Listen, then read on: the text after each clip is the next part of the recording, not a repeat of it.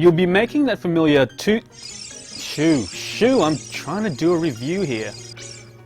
You'll be making that familiar toot sound a lot while driving around in the train in The Legend of Zelda Spirit Tracks, simply because it'll probably make the 10-year-old inside giggle with glee. Playing Spirit Tracks is just as fun and familiar. This game will bask you in the nostalgia of the Zelda series' well-trodden gameplay formulas, while adding enough changes to make it feel exciting again. And while its look will undoubtedly bring up comparisons with 2007's superb Phantom Hourglass, Link's new adventure does away with its predecessor's repetitiveness and pacing issues, making Spirit Tracks the superior of the two Zelda games available on Nintendo's handheld console. It's not just an art style that Spirit Tracks shares with Phantom Hourglass. This new game is a sequel, and while you play as a new Link, several familiar faces from the 2000 game make an appearance in Spirit Tracks. The land of Hyrule is in peril. The Demon King Meliodas is stirring, threatening to break free from the Tower of Spirits, which has been his prison for the last century, and throw off the chains that have kept him suppressed.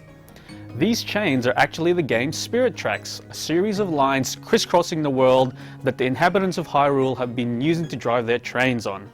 At the start of the game, you and Princess Zelda head off to investigate strange stirrings in the Tower of Spirits, but before you get there, you're attacked.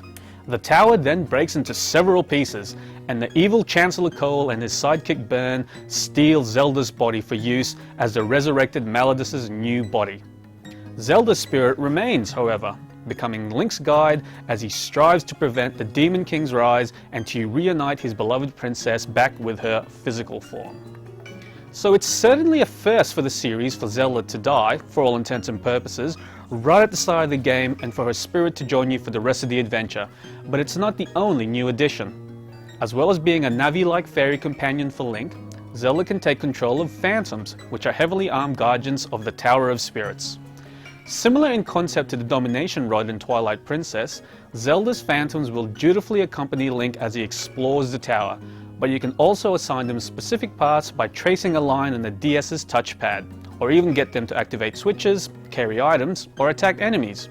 The cooperative puzzles you'll need Zelda Phantoms for start off quite simply. Getting their invincible frames to block a column of fire so you can move Link past, for example, or hitching a ride in their shield to traverse lava pits. But by the end of the game, they'll get increasingly complex and will require you to use different types of phantoms to solve problems. Even more tricky are several boss battles that require you to control a Zelda Phantom and Link.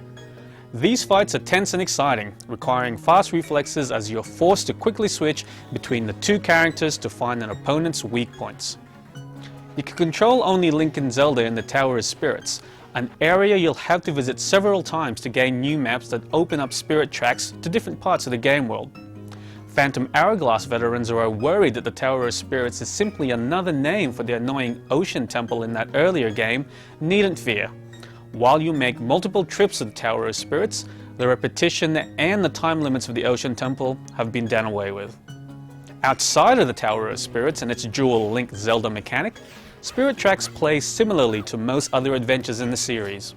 You'll venture into a multi-level dungeon, obtain a new weapon, and then use that new weapon to defeat a powerful boss creature at the end of that dungeon. Many of Link's weapons will be familiar to series veterans, including favorites such as the boomerang, the bow, and bombs. There are new weapons too, including a hookshot-like whip, which Link can use to latch onto beams and swing across chasms Indiana Jones style, and a special wand that can erect walls of sand. Such adherence to formula may be the undoing of lesser games, but consistently clever level design and the tricky but never cheap puzzles in Spirit Tracks means the game is a winning experience at all times. Though the game doesn't stray far from what made the Zelda series great, you'll still feel a palpable thrill when you figure out the way to get that final dungeon key, or use your newly found weapon to take down an initially intimidating boss. You would think that having fixed railway lines to travel on would make moving from location to location boring, but the game throws enough variety at you to make most trips interesting. As well as using your train's horn to scare away livestock clogging up your tracks, or using your cannon to blast away roving enemies, you'll have to contend with demon trains cruising the tracks. You'll need to plan ahead to avoid these enemies, keeping a close eye on your map and switching lines when necessary to make sure you don't end up on a collision course. Crashing into one of these enemies is the biggest negative of riding a train in Hyrule. You become familiar with the crushing feeling of inevitability that comes when you've made a mistake switching lines and are forced to simply wait until the collision. And every hit sends you right back to where you started from your trip, resulting in a fair bit of repetition. The game's controls are simple and intuitive, with the touchscreen and the stylus used for all movement and actions. You simply hold the stylus on the screen to move Link, and tap or slash on enemies to attack. It was a winning control scheme 2 years ago when it was used in Phantom Hourglass, and it's lost none of its positives today. The DS's microphone gets another workout this time around though. You can use it as a weapon by blowing into it to send a gust of wind at enemies, and you need it to use to play the Spirit Flute. You'll learn several songs that you can play on the ocarina-like instrument throughout the course of your adventure, with each song having special effects, such as healing you in dungeons and unveiling hidden chests. Side quests aside, Spirit Track features more than 14 hours of play in the main story, but there's plenty to do outside of trying to stop Malatus. As in most Zelda games, there are plenty of hidden secrets and chests to track down, and many are inaccessible until later in the game when you have unlocked all of Link's weapons. The game also comes with a fun 4-player competitive mode which, in a plus, can be played by using one game cartridge and the DS's download play option. It's a pretty simple setup. You and 3 other players race around a single level dungeon trying to grab as many force gems before the timer runs out. Multiplayer games, especially with a full complement of players, are usually hectic and lots of fun as you scramble to grief other players in order to steal their gems.